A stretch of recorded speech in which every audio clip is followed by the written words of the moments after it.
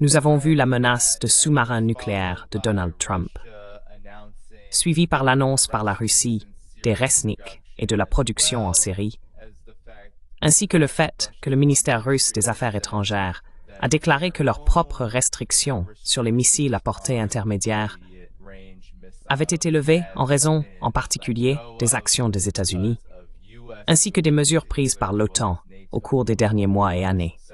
Pouvez-vous donc parler de ces escalades dans ce contexte, puisque vous suivez de près ce qui se passe dans ce conflit?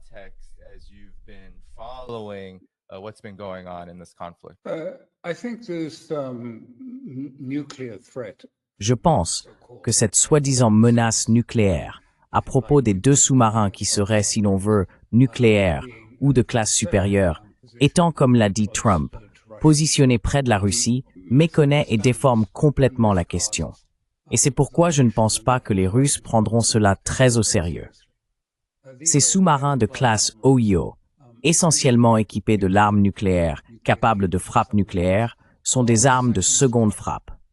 C'est-à-dire qu'après qu'une frappe initiale aurait été lancée par la Russie contre l'Amérique, tout l'intérêt de ces sous-marins, qui sont déployés en permanence, toujours, il y en a déjà 2 là-bas, n'est pas d'en envoyer davantage. Ils restent silencieux au fond de l'océan. Silencieux, car tout bruit, tout démarrage de moteur serait détecté par les Russes, qui disposent d'un système acoustique couvrant toute la zone.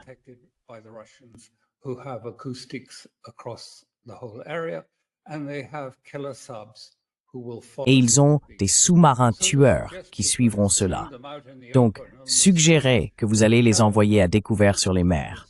Kellogg, le soi-disant conseiller de Trump, murmurait en quelque sorte, « Eh bien, nous enverrons toute la flotte et ils pourront patrouiller de haut en bas. » Je veux dire, tout l'intérêt, c'est qu'ils ne sont pas exhibés. Aucun Russe ne sait où ils se trouvent. C'est tout l'intérêt d'une force de seconde frappe. Qu'elle reste discrète, sans rien faire, au fond de l'océan, pendant un certain temps, peut-être 2 mois ou peu importe, puis elle est relevée par 2 autres sous-marins. Et le but de tout cela, c'est simplement d'être là en cas de première frappe russe. C'est tout. Pas pour menacer la Russie.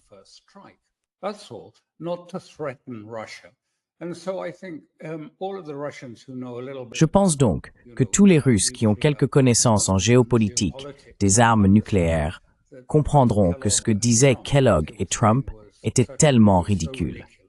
Le Pentagone a dû s'arracher les cheveux en entendant ça, en se disant « Ah oui, vous voulez qu'on expose toute notre capacité de seconde frappe au grand jour pour que les Russes sachent exactement où tout se trouve. » Allons, c'est exactement le contraire de ce qu'on ferait. Je ne pense donc pas qu'ils aient pris cela très au sérieux. Ce que cela a fait, selon moi, c'est offrir à Poutine un prétexte pour revenir sur un sujet qu'il aborde depuis longtemps. C'est sur son agenda depuis longtemps. Et cela lui a donné un prétexte pour vraiment dire « D'accord, eh bien, vous avez déployé des missiles à portée intermédiaire et courte en Europe. »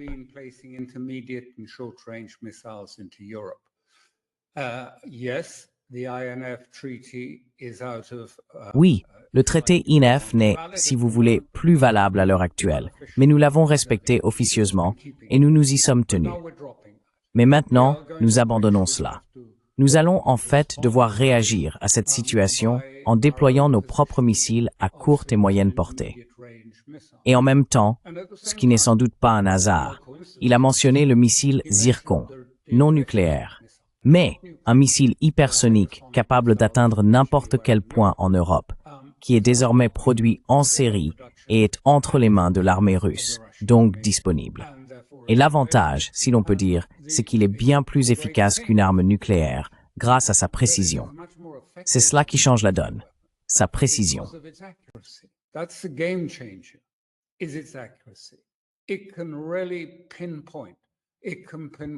Il peut vraiment cibler avec précision. Il peut viser le siège du MI6 ou celui du Mossad et frapper précisément sans causer de dommages collatéraux autour et les détruire complètement. Et comme je l'ai dit, ce n'est pas nucléaire et il peut avoir plusieurs ogives. Et maintenant, il est en production en série, production de masse. Donc, ils sont en train de changer la donne. Ce que la Russie semble faire, c'est 2 choses. Ils ont dit, tout d'abord, que nous devons être conscients que dans le Pacifique et cette région, la Russie est également vulnérable. Mais là-bas, nous avons notre allié, la Corée du Nord. Mais en Europe, nous allons créer une nouvelle architecture de sécurité. Et vous savez, ce n'est pas une menace ou une contre-menace, c'est une nouvelle architecture, car c'est ce que la Russie a déclaré dès le début.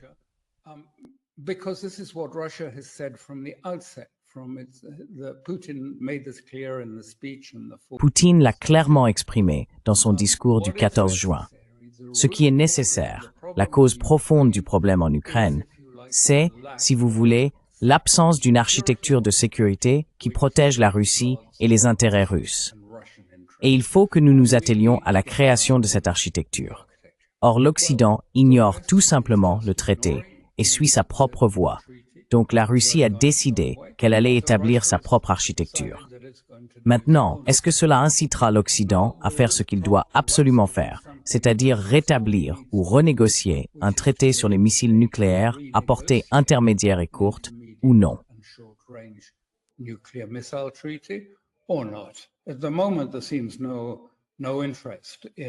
Pour l'instant, il ne semble y avoir aucun intérêt pour cela. Vous vous souvenez peut-être, pour le souligner, que les États-Unis ont installé des missiles à la fois en Pologne et en Roumanie. Et lors de ces discussions, les premières qui ont eu lieu entre Biden et Poutine, après les discussions, Blinken a clairement indiqué à Lavrov que les Américains avaient l'intention de placer ces missiles en Ukraine. Eh bien, le temps de vol depuis la Roumanie ou la Pologne jusqu'à Moscou est d'environ 7 ou 8 minutes. Si vous les placez en Ukraine, c'est environ 2 ou 3 minutes. Et cela n'est tout simplement pas acceptable. C'est pourquoi ces discussions à l'époque se sont complètement effondrées.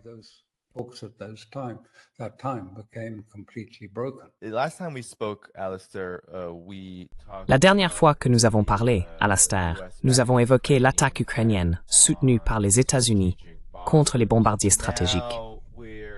Aujourd'hui, la situation est un peu différente, avec, comme tu l'as dit, le traité nucléaire dont la Russie ne s'est jamais retirée.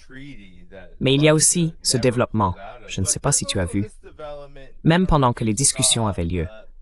Alors que les deux parties, les États-Unis et la Russie, affirmaient qu'elles étaient positives, il y a eu un renifleur nucléaire envoyé par le Sénat américain.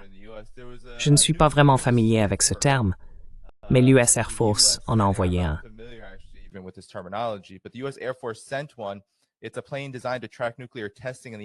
C'est un avion conçu pour surveiller les essais nucléaires dans l'atmosphère. Et il a survolé les environs des bases nucléaires russes dans le nord-ouest du pays, le même jour où Blinken et Poutine se rencontraient. Il a décollé de la base britannique de RAF Mildenhall et a longé la côte ouest de la Norvège. Je suis donc curieux de savoir ce que vous en pensez. Comment percevez-vous ce genre de manœuvre? Vous avez écrit dans votre article que la Russie est en train de créer une nouvelle architecture stratégique en l'absence de restrictions internationales. Comment tout cela s'articule-t-il? Car il y a actuellement un certain enthousiasme autour de ces discussions, mais vous avez dit avoir constaté très peu d'avancées du côté américain. Est-ce une nouvelle confirmation de cela?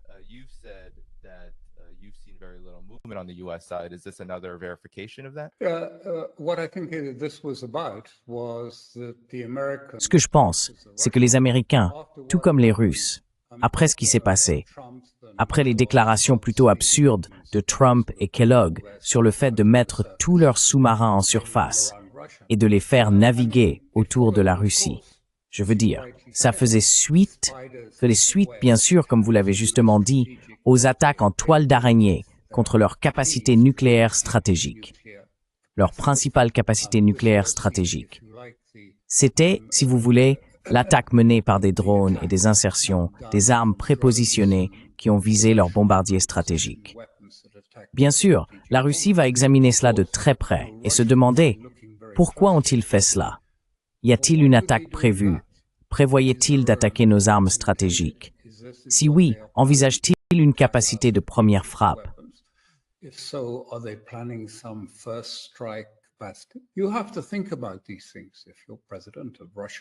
Il faut réfléchir à ces questions quand on est président de la Russie ou d'un grand État. Ils le font donc sans aucun doute. Et puis, ils y ont pensé aussi, parce qu'une deuxième chose a influencé la réflexion russe à ce sujet, et cela les a vraiment choqués, c'est ce qui s'est passé avec ces attaques en toile d'araignée. Parce que vous savez, elles avaient été insérées à l'avance et lancées à distance contre la flotte de bombardiers nucléaires.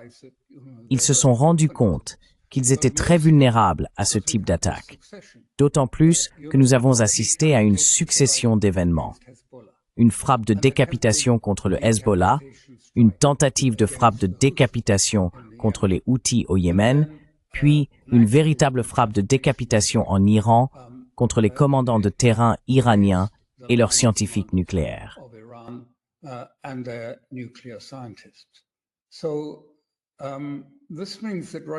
Cela signifie donc que la Russie doit réfléchir très attentivement à ce que représente cette nouvelle forme de guerre que les États-Unis préparent et envisagent.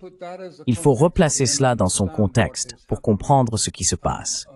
De toute évidence, la Russie cherche à voir s'il y a un changement dans le niveau d'alerte des forces occidentales après cette déclaration.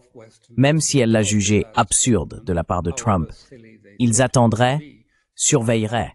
Y a-t-il un changement de statut? L'Occident se mobilise-t-il? L'Occident se prépare-t-il d'une manière ou d'une autre à passer à l'action? Et s'ils ne constatent rien de tel, alors ils resteront tranquilles.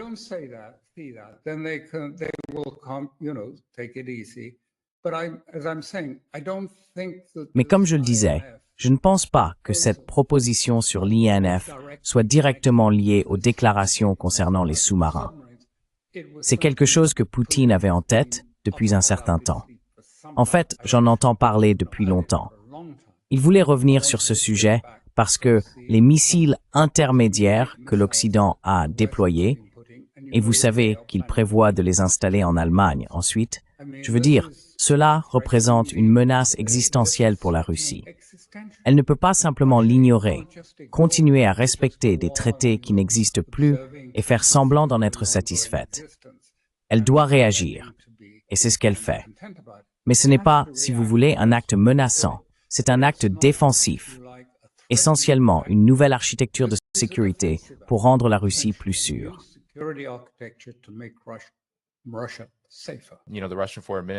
Vous savez, c'est le ministère russe des Affaires étrangères qui a publié cette déclaration en présentant une série d'exemples. L'Allemagne en faisait partie. Mais vous avez également mentionné la région Asie-Pacifique, où d'autres exemples ont été cités, comme les Philippines. Pourriez-vous en parler et expliquer comment cela pourrait influencer la posture actuelle entre la Russie et les États-Unis? Dans quelle mesure ces questions nucléaires pèsent-elles sur les relations entre les deux parties, alors que la Russie considère le conflit en Ukraine comme existentiel?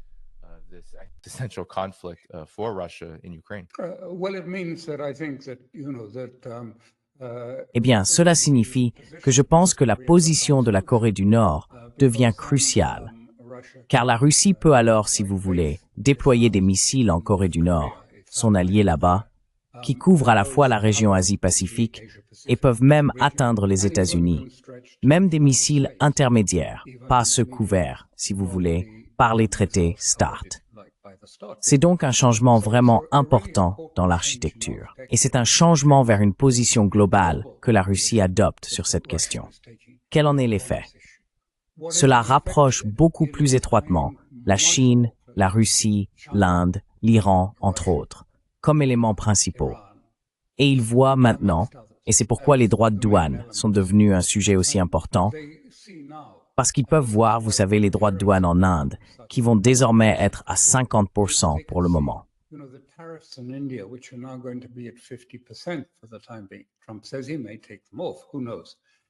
Trump dit qu'il pourrait les retirer. Qui sait? Mais avec ces tarifs douaniers, et ils l'ont dit, et l'ambassadeur américain auprès de l'OTAN l'a dit, il va y avoir beaucoup plus de sanctions secondaires contre les États qui entretiennent des relations avec la Russie. Allons, c'est une véritable guerre économique. C'est une guerre contre les BRICS. Je veux dire, on appelle ça des tarifs douaniers. ce sont des sanctions. C'est une forme, c'est l'utilisation des tarifs comme armes à des fins géopolitiques. Et donc les BRICS sont obligés de réagir. L'Inde a déjà commencé à réagir contre cela. Et d'autres États vont se rassembler. Les BRICS et d'autres ont la capacité de riposter. Je ne pense pas que les sanctions réelles, je ne sais pas si elles ont réellement été annoncées contre la Russie, s'il y a des sanctions annoncées contre la Russie. Le nage puri rabble, ganze au mort metin.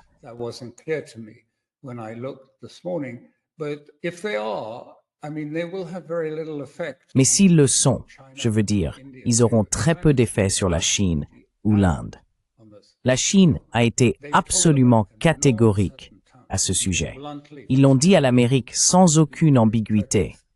Je veux dire, franchement, pour des Chinois qui ont tendance à être très courtois et polis dans leur langage, mais ils ont dit, écoutez, en ce qui concerne ce que nous faisons en matière d'achat de pétrole, que ce soit à la Russie ou à l'Iran, cela ne regarde que nous, ce n'est pas votre affaire. Nous discuterons avec vous des relations directes entre la Chine et l'Amérique.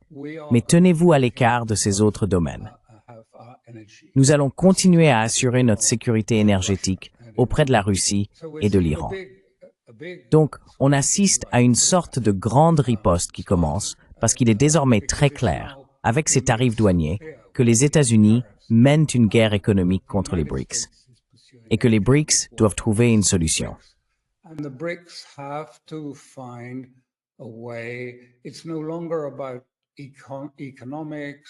Il ne s'agit plus d'économie ou de position commerciale.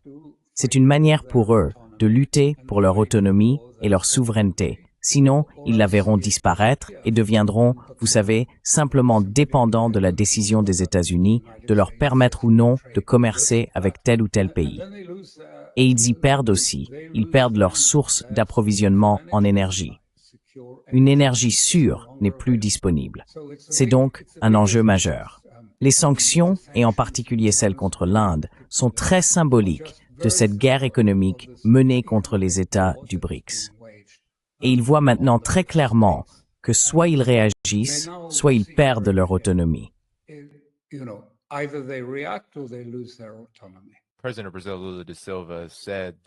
Le président du Brésil, Lula da Silva, a déclaré qu'il allait, car le Brésil lui-même, par exemple, au sein des BRICS, n'a pas vraiment le pouvoir de négocier avec les États-Unis, qu'il allait essayer d'organiser les États membres des BRICS pour faire face à ces tarifs. Mais Alastair, pendant que tu parlais, cela m'a rappelé les réactions initiales de Trump. Il a été critiqué pour ses tarifs secondaires, ou plutôt ses sanctions, imposées à l'Inde à cause de la Russie. Et beaucoup de médias occidentaux se demandent pourquoi il cible l'Inde plutôt que la Chine. Voici sa réponse. Alors, voyons ce qui va se passer dans les prochains. Vous allez en voir beaucoup plus. Vous allez en voir beaucoup plus. Vous allez voir tellement de sanctions secondaires. Oui, madame. Selon Trump, il y a encore beaucoup à venir. Et je voulais aussi avoir votre réaction à ce sujet, car nous avons le nucléaire, bien sûr, les tensions entre les États-Unis et la Russie. Nous avons le conflit en Ukraine, avec de nombreuses questions encore non résolues. Et puis le président Trump a récemment publié un décret présidentiel où, comme vous l'avez justement dit, Alastair, il n'y a pas eu d'annonce de sanctions supplémentaires visant spécifiquement la Russie. Mais dans l'annonce des sanctions secondaires, il a qualifié la Russie de menace inhabituelle et extraordinaire pour la sécurité et la politique étrangère des États-Unis.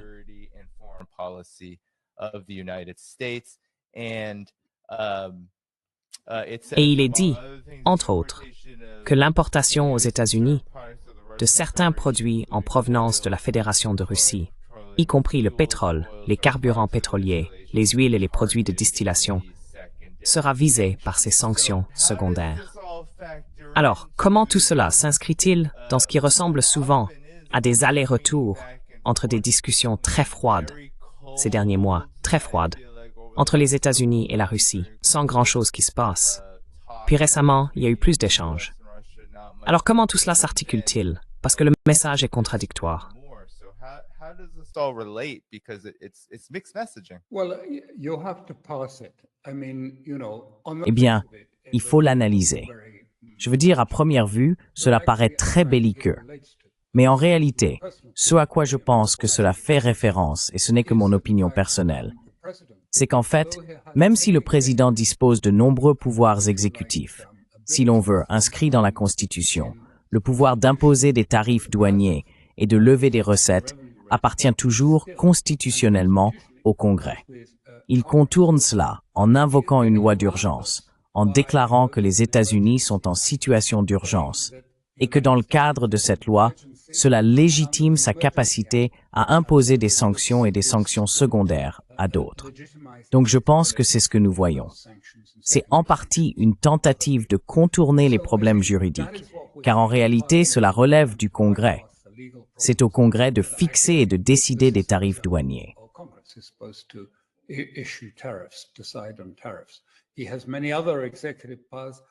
Il dispose de nombreux autres pouvoirs exécutifs, mais celui-ci relève du Congrès. Je pense donc que cela explique probablement ce que nous observons. Et ces pouvoirs sont en train de suivre leur chemin jusqu'à la Cour suprême. Je ne serais pas du tout surpris que d'ici peu, la Cour suprême réaffirme le droit du Congrès à avoir le contrôle global sur cet aspect, c'est-à-dire la levée de fonds et les tarifs douaniers, comme le prévoit la Constitution. Nous allons donc voir ces questions émerger. Et je pense qu'il est très méticuleux en affirmant qu'il y a une urgence et une menace pour notre nation de la Russie. C'est absurde. Il n'y a pas de menace pour les États-Unis venant de la Russie. Mais je pense que tout cela vise à trouver un moyen de contourner ce problème juridique, avant, si vous voulez, que la Cour suprême ne statue contre lui. Some have surmised, Alistair, that Lindsey Graham. Certains ont supposé, Alastair, que Lindsey Graham dirige en grande partie la politique étrangère de l'administration Trump. Et ses commentaires sont très, surtout sur les réseaux sociaux, mais aussi en général, très instructifs. Il explique qu'il comprend parfaitement et applaudit la décision de Donald Trump d'imposer une taxe de 25% à l'Inde, car l'Inde insiste pour acheter le pétrole de Poutine afin de soutenir la machine de guerre, permettant ainsi au bain de sang en Ukraine de se poursuivre. Et il a averti le monde, Trump l'a fait, que si vous continuez à acheter le pétrole de Poutine, vous n'aurez plus accès à l'économie américaine. Bien joué, Monsieur le Président. Vous êtes le leader fort et décisif que le monde attendait pour mettre fin au conflit en Ukraine. Cela a-t-il un quelconque impact sur la Russie, Alastair? Parce que si vous écoutez Lindsey Graham, il essaierait de vous convaincre, ou tenterait de le faire, même s'il n'est pas convaincant, que c'est le cas.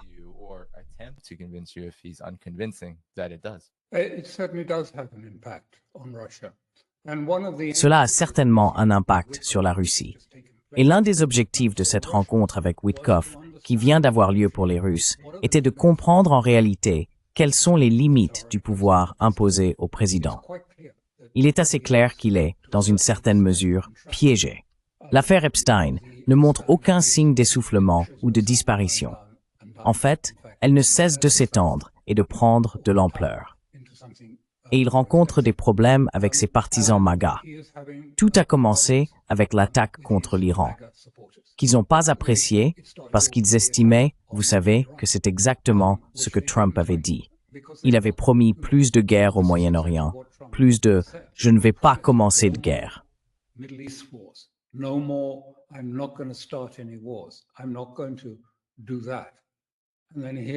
Je ne vais pas faire ça. Et puis il a attaqué, sans provocation et par surprise, l'Iran, si vous voulez. Je veux dire, c'est tombé de nulle part, plus ou moins. En fait, c'était coordonné dans une certaine mesure avec l'Iran, mais cela restait inattendu. Ils étaient censés entamer des négociations le dimanche suivant avec Witkoff, qui se préparait déjà à s'y rendre pour poursuivre les discussions. Et puis bam, ils ont été attaqués. Donc ce qu'ils demandent, en fait ce que Poutine, et je le dis de façon beaucoup plus directe que Poutine lui-même, qui est très prudent dans ses propos, dirait, mais il se demande qui dirige vraiment les États-Unis. Est-ce que Trump est aux commandes? Est-il capable d'agir?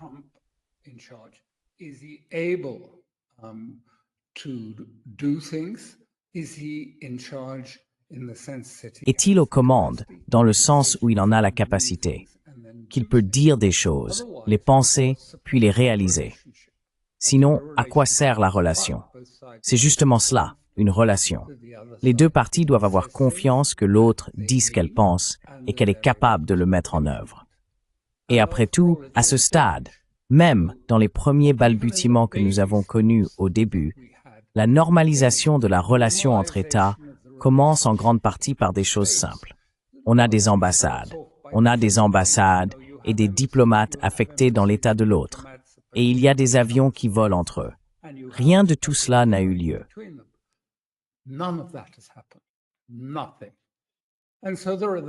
Rien. Et donc, il y a des gens en Russie qui se demandent, vous savez, eh bien, est-il sérieux? Et s'il est sérieux, pourquoi ne fait-il rien?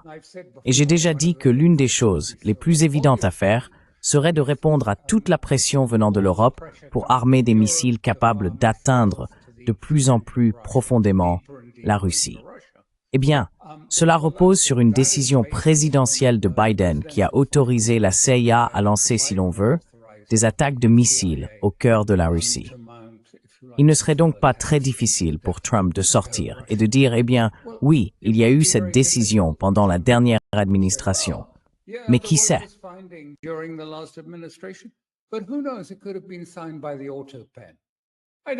Cela aurait pu être signé par l'autopen.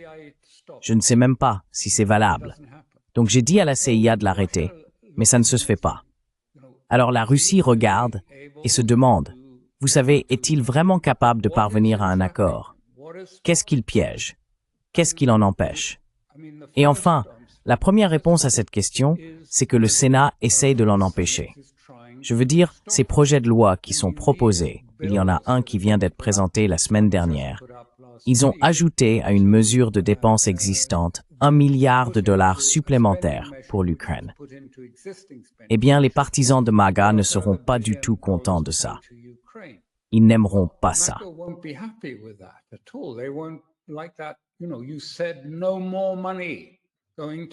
Vous savez, vous avez dit qu'il n'y aurait plus d'argent pour l'Ukraine pendant la campagne, et il ne peut pas vraiment l'empêcher, car il y a une opinion très forte au Sénat, en particulier parmi certains républicains. Et ce dont nous parlons ici, pour être très franc, c'est vraiment d'une lutte au sein du Parti républicain pour le contrôle du parti et pour détourner le soutien MAGA de Trump et pour ramener, si vous voulez, le Parti républicain à un parti unique, comme il l'était autrefois, l'élite des clubs privés dirigeant le Parti républicain et non les déplorables de la Rust Belt américaine. Donc, oui. Quelle marge de manœuvre a-t-il alors pour négocier? Quelle latitude existe-t-il? C'est ce qu'ils espéraient découvrir lors de cette réunion.